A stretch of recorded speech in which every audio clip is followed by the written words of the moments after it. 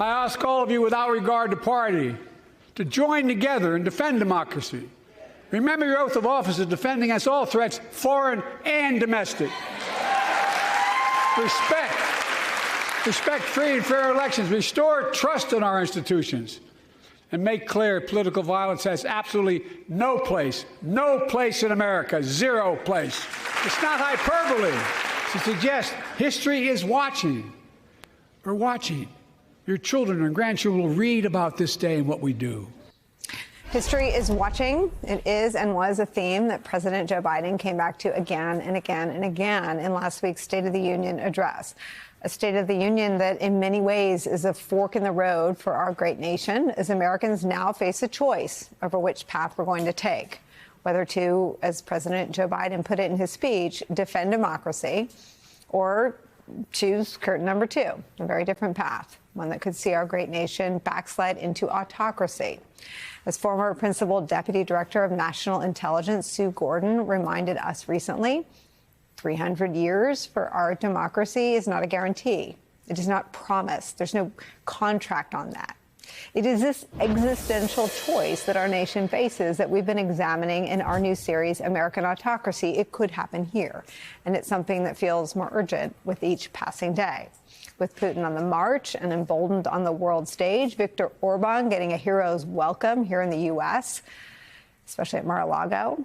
Even the specter of Hitler back in the news, thanks to Trump's praise of him. How will the American people meet this historic moment? In the words of President Joe Biden again, history is watching. Joining us at the table, U.S. Secretary of Transportation, member of President Joe Biden's cabinet, Pete Buttigieg. So I've said this behind your back. I'll say it to your face. You are not just the administration's most skilled communicator, but one of the most skilled communicators in our politics. And I wonder how you even bite at this mega, massive, huge idea of democracy and the very real universal concern that the roads we drive our kids on and the roads that our school buses travel on without any seatbelts on are safe and secure. How do you do what the president wants us to do and meet this moment while also talking to people where they are, which is worried about the bills, worried about the roads, worried about the schools? Well, one thing I really appreciate about serving under President Biden's leadership is I think this whole administration revolves around an understanding about the relationship between these high-minded, almost cosmic things that we talk about, like the durability of our democracy. Yeah. And incredibly everyday things like filling in holes on the road, or making sure there's clean, safe water coming out of our pipes. And I think that's not an accident. One of the tests for any model of government is its capacity to deliver on the basics. And I don't think it's an accident that, for example, the last time it was really kind of acceptable or even fashionable in some circles of American society to talk approvingly about fascism, which is in the 20s and the 30s. Mm-hmm. One of the excuses they would make for people like Mussolini, dictators abroad, is, well, he makes the trains run on time. By the way, that wasn't true. We could talk about that another time. It's never true because they don't care about the people taking the trains. But they say that. The narrative is, that these more autocratic systems are somehow better able to deliver on the basics. The president often mentions, almost any time I'm in the room with him, especially early on when we were getting the infrastructure bill ready, anytime infrastructure came up, one of the first things he would immediately mention was Xi Jinping and talk about how China was seeking to create the impression that their top-down, command and control system was better able to deliver on things like infrastructure than our messy democratic system, and that getting this infrastructure bill passed would be a chance to prove them wrong. And I guess that's my real answer to your question, that in this moment, if we can deliver on the basics, have better roads and bridges, have better trains and transit and airports and ports and the rest of it, and a better economy and a better everyday life, that's part of how we validate the idea. The system. Because the truth is, democracy and the American system didn't win the ideological battle of the 20th century against the Soviet model just based on theoretical arguments alone. We won because there were far more people in the Soviet Union who wished they were living in the United States than the other way around. And that really does come back to how we deliver on those things that make everyday life better or worse, depending partly on the condition and the functionality of your federal government. And this was Biden's bet all along, right? I mean, it started with shots, and then it was formula when that got screwed up by private industry. It's why you can now get more kinds of formula in the United States of America, as anyone with little kids knows. And it is crystallized probably most clearly in infrastructure. And Trump, when he controlled every branch of government, coveted an infrastructure bill all of his own. He wanted to do it because even Trump knew that you could cut a big fancy ribbon and stand in front of a road and a bridge and you could do it, and he failed.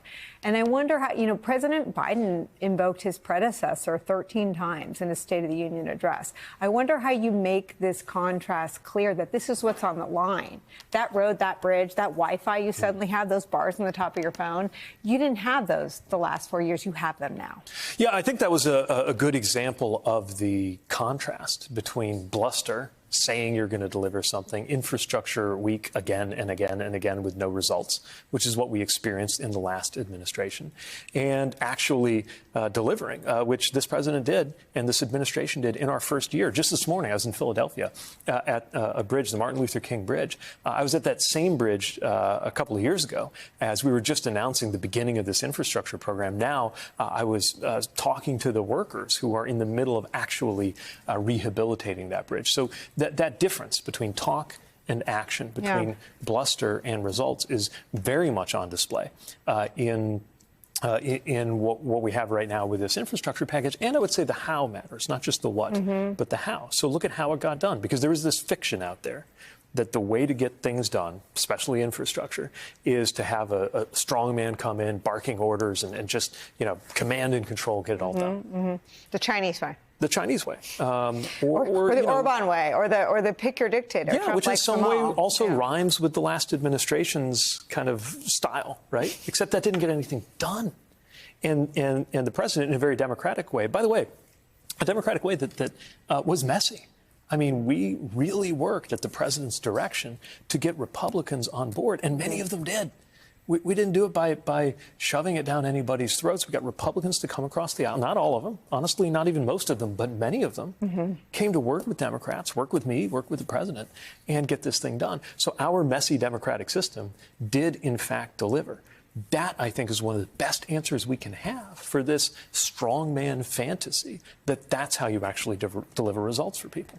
Tim Snyder, who wrote on tyranny and is now sort of a celebrity of this moment, but also super knowledgeable, talked about the problem with the strongman myth is that the people who can be persuaded to want the strongman are never the people that the strongman cares about.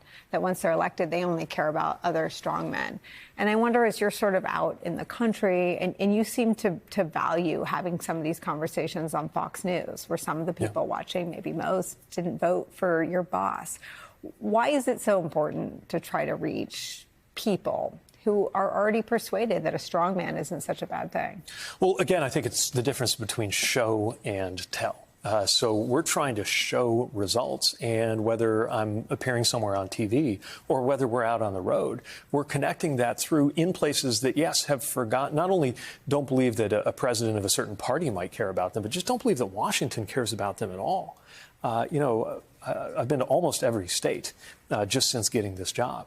And think about places like Chamberlain, South Dakota, this small town, maybe 2,500 people, but big enough it actually has an airport. And that airport really matters because they use it for air ambulance missions to fly people to the nearest hospital, which is a very long drive away. And their general aviation terminal it's a manufactured home. It's basically a double wide. They've made it work. But for years and years, they've been wanting to have an actual building, a modest request, but a very important one that they didn't have the funding to get done. We brought the funding to do that out of the very same program that is delivering funding to fix the notorious horseshoe roadway at LAX that can really tie you up when you're getting dropped off there. Or if you have to go around. And, when we were there, talking to these very practical-minded local and county officials who, I didn't ask what party they were from, didn't come up. I'm guessing maybe a different party than mine. It didn't matter, but the emotion and the passion that they had around this project and the fact that we were finally getting it done was everything. So when I'm in a place like that or Port Arthur in Texas or Tell City, Indiana. These places that have been overlooked again and again and again. It's another chance to show versus tell, not just to offer them resentment or talk a big game, but to actually get stuff done and have the receipts, literally. Well,